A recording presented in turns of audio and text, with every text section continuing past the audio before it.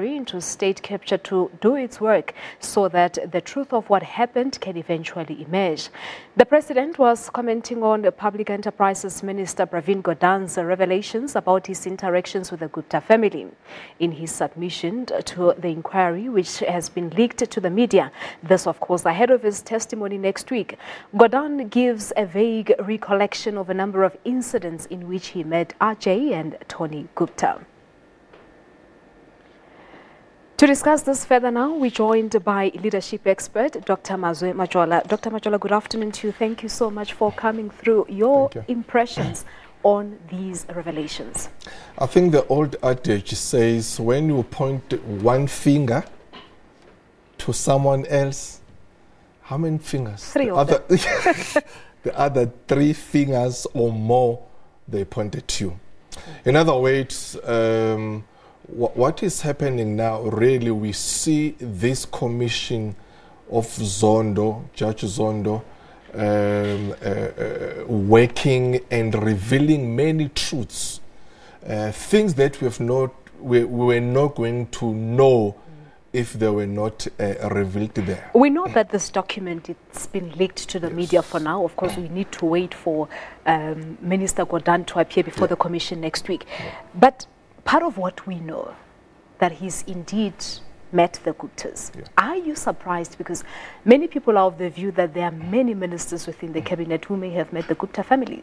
Yes and no. One, I'm very surprised because Minister Gordhan was one of those people who were very vociferous about the state capture, about malfeasance, about, you know, the whole of this corruption. Not that he has been found of doing anything wrong, but yes, in terms of, indeed, there's so many people that are still going to be found wanting.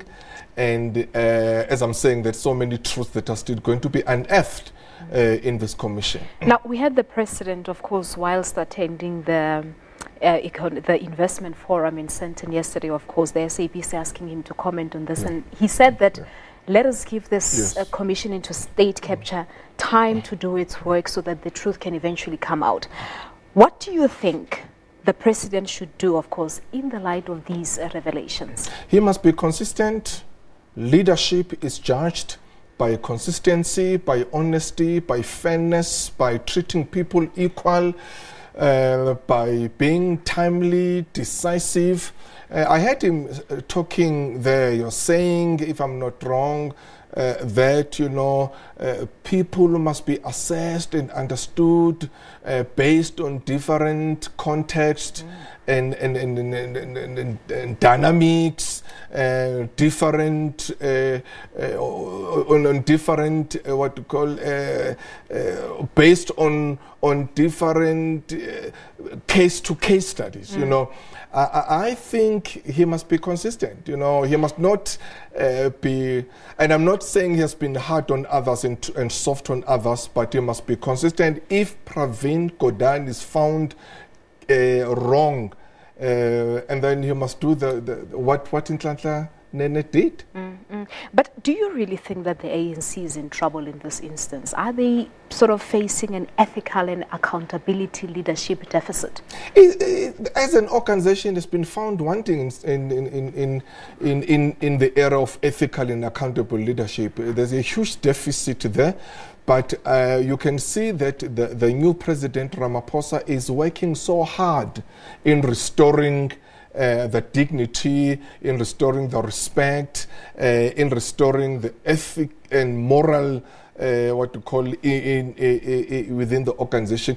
But unfortunately, all these past and all these ghosts, they keep on following the organization, because remember, unfortunately, reputation is like a shadow. Reputation, you cannot run away from a reputation. You cannot ignore it. It's something that will always keep on following you wherever you go. So now, until all of this thing is cleaned and cleared up, there's always been this ghost that keeps on following the organization. Yeah, but could you say that this is just the tip of the iceberg? I mean, we've seen the EFF today saying that they were going to lodge a complaint with the public protector against Minister Gordhan on the basis of a 2016 parliamentary response.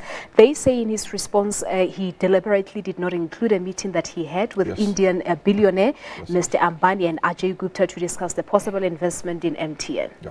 That's why I'm saying what Ramaphosa is faced with now is very, very difficult, because you ask me what is the difference between what Nhlanhla Nene did and what Pravin Gordhan has done. Nhlanhla Nene, same thing. He lied. He didn't divulge or reveal his meeting. Actually, he said he never met them when he was asked. It's exactly the same thing with Pravin. He stated that he has never met them. But what Nhlanhla Nene did, he made things very easy for the president, because he just resigned based on his conscience. Now we wait and see what the conscience of Pravin Gordhan tells him to do. What do you think it will be? Do you think he will resign? I don't think so. I think there are very few people like Nhlanhla Nene. There are very few people like Nhlanhla Nene. People would say, you know what, I've embarrassed myself. I know that there are so many people out there who still support me. However, for the sake of my principles and my core values, and for the sake of the organization, I want to step down. Very few. And some people are of the view that if that happens, it will then mean that the entire cabinet may have to go, because some analysts are of the view that many cabinet ministers may have met with the Gupta families. And that is why all of a sudden Ramaphosa said, no, let's treat each and every case by case within its context and dynamics. In other words, to say, let's not compare what happened to other person with another person. It was during the different context. Unfortunately, as I'm saying that when it comes to leadership, the foundation of leadership is trust. Ramaphosa must show that trust and show that he's consistent when he does things, and also he must bring the whole nation into his confidence. Otherwise, people say that, because remember that even though Nhlanhla Nene resigned, but people will say that why not Pravin Gordhan not resigning, and that will put pressure on the president. But should we expect fireworks next week when the Enterprises Minister Pravin Gordhan appears before the commission? I think so, because already the EFF is saying that Pravin, go there and you must tell the whole truth and every truth, nothing but the truth. So they are waiting to see what comes out of that, what you call of that conversation, of that commission. If whatever reason is not telling everything, and that's exactly, remember, that's how they, EFF, they threatened Nhlanhla Nene. They say, go there, say everything, because we know things. So they're saying the same thing with Pravin. But do you think they have something on Pravin Gordhan? There might be. Obviously, they may pin on this meeting of this businessman, the Indian businessman, that he never divulge, and also the things that he said before, when he said, I'm a very quiet man, I keep everything to myself, I've never met these people, I don't go around and meet people of that caliber. Unfortunately, when it comes out that no, the man was not telling the truth, and then unfortunately that in leadership, of course there is no one who's infallible. There's no leader who's infallible. No one is perfect. But unfortunately, once you're a public figure, you are regarded and you are expected to go, to follow what you are saying and not go against your word. Now, the chairperson of the State Capture Commission, Advocate Raymond Zondo, is very worried that Statements are being made public even before witnesses appear before the commission. I think the same happened with the former minister, Barbara Hogan, that it was leaked before she could appear before. Is this compromising the commission's work? It does, but unfortunately, I think the judge knew and is aware, fully aware, that this is a political space. Whatever is dealing with in the state capture, it involves politicians, parliamentarians. So within the political space, you'll find that because, politics is exactly like that. Unfortunately, it leaks and then there will be people fighting, people accusing and counter-accusations and all those. But he's a big man, he's a experienced judge. That is why he's in that seat. All right. I suppose we'll wait and see what happens when the Public Enterprises Minister, Pravin Gordhan, appears before the commission next week. Thank you so much for coming through.